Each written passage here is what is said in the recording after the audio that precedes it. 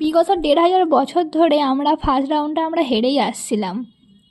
এই ম্যাচেও যখন একটা এনিমিকে ডাউন করতে গিয়ে যখন আমি নক হয়ে যাই, আমি ভাবলাম হয়ে গেল, আর ফার্স্ট রাউন্ডে যেতে হবে না। কিন্তু কোথা থেকে কে একটা যেন এসে ডিমিট্রি ক্যারেক্টারটা অন করে আমাকে রিভাইভ দিল। এরপর আমি ভাবলাম যে এর ঋণ তো আমাকে শোধ করতেই হবে, তার আগে আমাকে যে মেরেছে তাকে তো বদলা নিতেই হবে।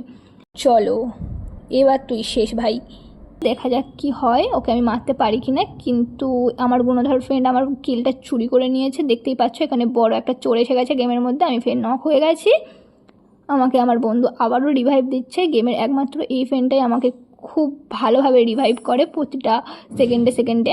আমি মরে গেলে আমাদের আর একটা টিমমেট নক হয়ে গেছে, তো আমি আর মেডিকেট করবো না ভাবছি, কারণ আর একটাই বান্দা বেঁচে আছে।